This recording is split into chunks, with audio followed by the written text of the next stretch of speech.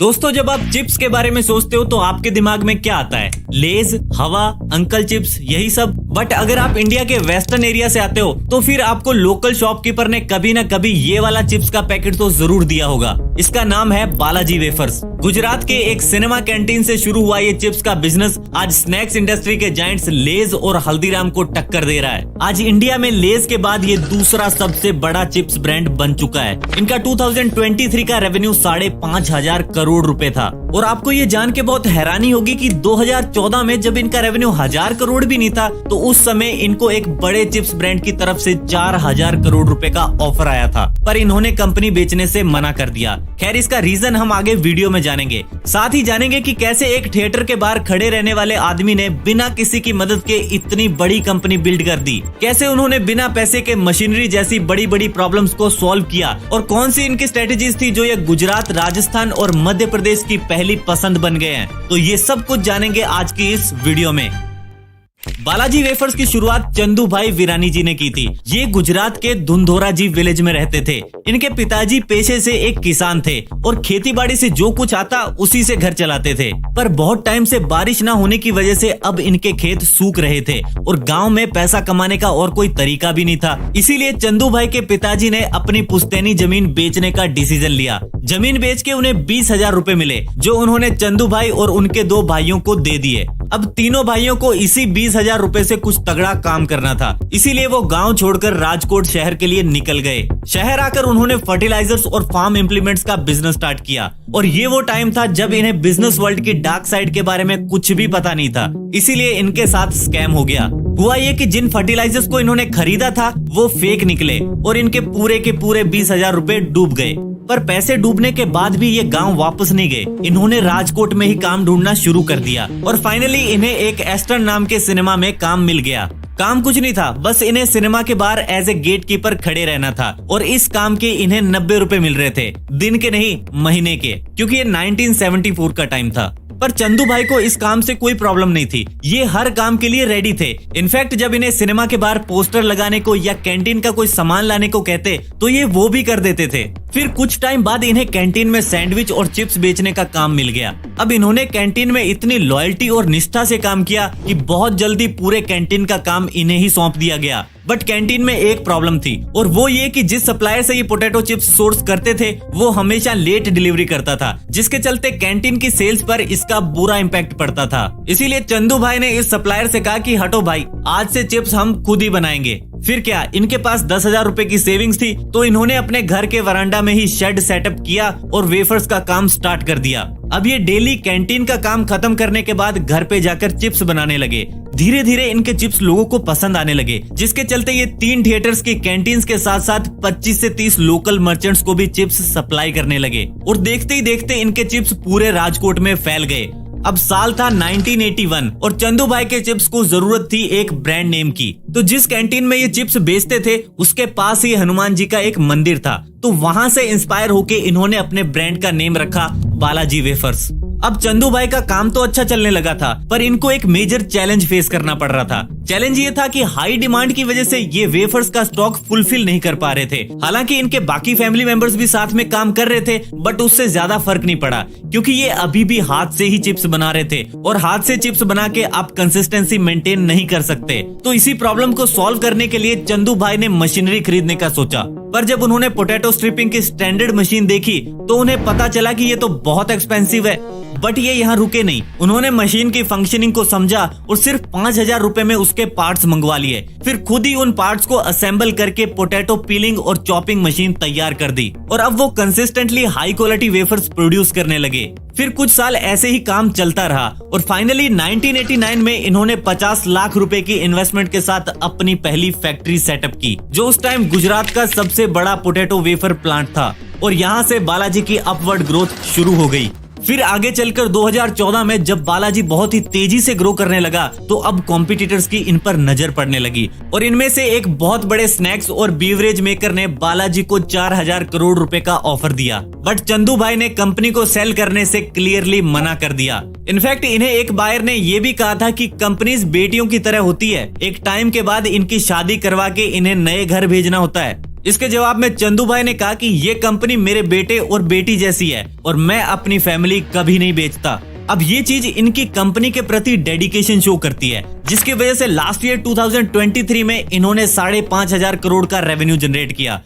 पर चंदू भाई की प्रॉब्लम्स यहाँ खत्म नहीं हुई, क्योंकि 2-3 साल बाद ही लेज की पेरेंट कंपनी पेप्सिको ने बालाजी पर केस कर दिया। उनका कहना था कि बालाजी वेफर्स के पैकेट्स पर उन्होंने लेज के डिजाइन कॉपी किए हैं, बट चंदू भाई ने आर्ग्यू किया और बोले कि लेज हमारे पीछे सिर्फ और सिर्फ इसलिए पड़ा है क्योंकि हम बहुत स्पीड से ग्रो कर रहे हैं। बट अनफॉर्चुनेटली हाई कोर्ट ने लेज के फेवर में फैसला सुनाया और बालाजी से डिजाइन चेंज करने को कहा। अब इस फैसले के बाद बहुत सारे लोगों को ये लगा कि शायद अब बालाजी नई पैकेजिंग के साथ मार्केट में उतना अच्छा परफॉर्म नहीं कर पाएगा, बट चंदू भाई और उनकी टीम को अपने प्रोडक्ट पर बिलीव था। उन्हें पता था कि लोग उनको पैकेज डिजाइन से नहीं बल्कि उनके ब्रांड नेम बालाजी वेफर से जानते हैं, और इसीलिए डिजाइन चेंज करने के बाद भी बालाजी का मार्केट शेयर हर साल 20 से 25% से ग्रो कर रहा है, वहीं लेज का शेयर हर साल गिर रहा है। अब सवाल ये उठता है कि इंडिया में और भी तो वेफर्स मैन्युफैक्चरर हैं, तो बालाजी ऐसा क्या कर रहा है जो इनका कंपटीशन सीधा लेज के साथ चल रहा है? तो ये जानने के लिए हमें पहले इंडियन स्नैक्स मार्केट को समझना होगा।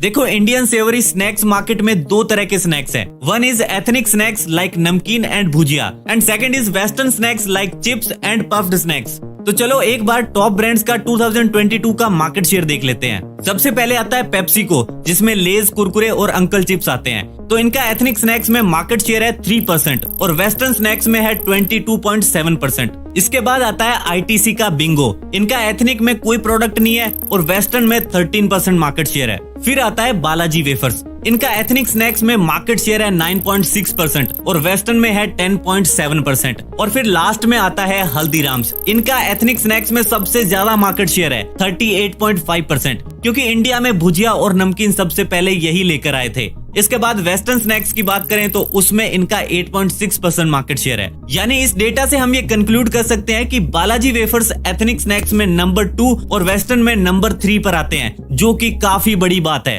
तो चलो अब इनकी ग्रोथ स्ट्रेटेजीज के बारे में जानते हैं। टोटल 4 स्ट्रेटेजीज की हम बात करने वाले हैं। फर्स्ट है product diversification and innovation.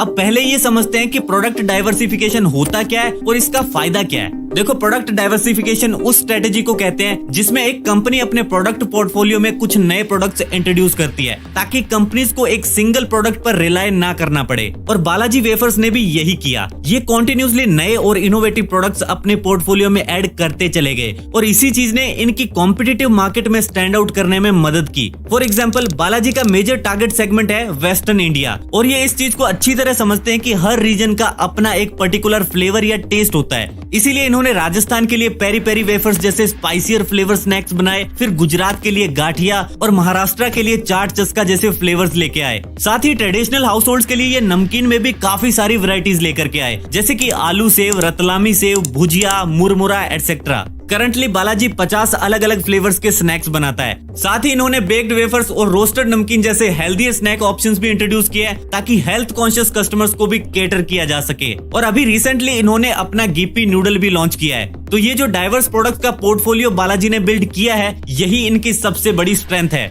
Second strategy है extend into new markets.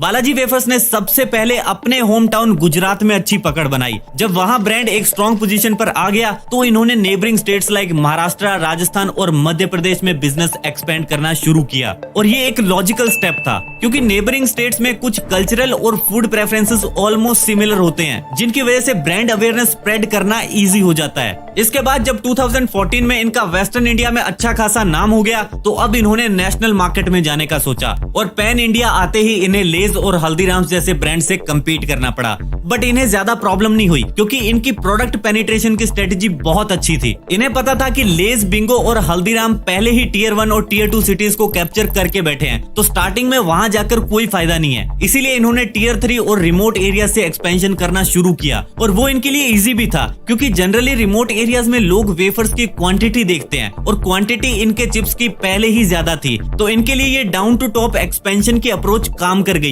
Presently इन्होंने 4 लोकेशंस पर फैक्ट्रीज सेटअप कर रखी हैं, राजकोट, वलसाड, वडोदरा एंड इंदौर। और इन सब की प्रोडक्शन कैपेसिटी की बात करें तो ये daily 100 quintal of potato wafers और 5000 quintals of savouries per day बना सकते हैं। इसके बाद थर्ड स्ट्रेटेजी है इन्वेस्टमेंट इन टेक्नोलॉजी। हमें ये पता है कि शुरुआती दिनों में चंदू भाई खुद ही सारे काम करते थे, फिर चाहे वो पोटैटो पीलिंग हो, वेफर्स फ्राई करना हो या पैकेजिंग करना हो, क्योंकि उस टाइम मशीन वगैरह के तो पैसे ही नहीं थे। पर कुछ टाइम बाद इन्हें ये समझ आया कि हाथ से चिप्स बनाने में वो सेम क्वालिटी मेंटेन नहीं हो रही और ऊपर से शेल्फ लाइफ भी कम हो रही है। इसीलिए इन्होंने ये समझ लिया कि ह्यूमन एरर को एलिमिनेट करने के लिए मशीनरी और ऑटोमेशन बहुत जरूरी है। तो फाइनली 1995 में इन्होंने एक fully automated manufacturing plant setup किया और ऑटोमेशन के बाद इनकी 3 मेजर प्रॉब्लम सॉल्व हो गई। पहली, फ्राइंग। जहां पहले आधे चिप्स या तो कच्चे रह जाते थे या जल जाते थे, वहीं अब हर एक वेफर ऑप्टिमल टेम्परेचर पर फ्राई होने लगा, जिससे कंसिस्टेंट टेक्सचर आने लगा। साथ ही ऑटोमेटेड मशीन्स की वजह से अब स्पाइसेस और सीजनिंग्स की इवन डिस्ट्रीब्यूशन होने लगी, जिससे प्रोडक्ट का फ्लेवर और टेस्ट मेंटेन हो गया। इसके अलावा ऑटोमेशन की वजह से पैकेजिंग भी क्विकली और एफिशिएंटली होने लगी, जिससे एक तो प्रोडक्शन टाइम कम हो गया और दूसरा अच्छी पैकेजिंग की वजह से प्रोडक्ट की शेल्फ लाइफ भी बढ़ गई। और इसी टेक इन्वेस्टमेंट ने बालाजी की कॉस्ट रिड्यूस करने में काफी हेल्प की है, क्योंकि ये मार्केट में अकेला ऐसा ब्रांड है जो एक 10 रुपए की चिप्स के पीछे सिर्फ 1.5 रुपए मार्जिन रखता है और फिर भी प्रॉफिट निकाल लेता है। इसके बाद फोर्थ और फाइनल स्ट्रेटेजी है फोकस ऑन कस्टमर सेटिस्फेक्शन। देखो, बालाजी वेफर्स की एक खास बात ये थी कि इन्होंने अपने कस्टमर्स पर नजर बनाए रखी। इन्हें ये अच्छी तरह पता था कि हमारे यहाँ लोग बहुत ही ज्यादा प्राइस सेंसिटिव है और इनका बिहेवियर सिर्फ प्रोडक्ट की प्राइस से ही इन्फ्लुएंस होता है। तो इसीलिए इन्होंने सेम प्राइस पर कॉम्पिटिटर से ज्यादा क्वांटिटी प्रोवाइड करनी स्टार्ट कर दी और ये स्ट्रेटेजी बालाजी के लिए ब्रिलियंट साबित हुई। इसके अलावा बालाजी कॉन्टिन्यूसली न्यू फ्लेवर्स को इंट्रोड्यूस करता रहता है ताकि प्रोडक्ट लाइनअप फ्रेश और एक्साइटिंग रहे। साथ ही कस्टमर को भी हमेशा कुछ न कुछ नया प्रोडक्ट देखने को मिलता रहे। अपार्ट फ्रॉम दिस, बालाजी अलग अलग साइजेस के पैकेट्स ऑफर करता है, from small to single serving and single serving to large family packs. इनके पास हर कस्टमर की नीड और बजट के हिसाब से पैक्स अवेलेबल है और इसी फ्लेक्सिबिलिटी की वजह से सोसाइटी का हर एक सेगमेंट इनके प्रोडक्ट्स को खरीद सकता है। तो दोस्तों, आज की इस वीडियो में बस इतना ही। वीडियो पसंद आई तो लाइक और शेयर कर दीजिए। मैं मिलता हूँ आपसे नेक्स्ट वीडियो में। धन्यवाद फॉर वॉचिंग।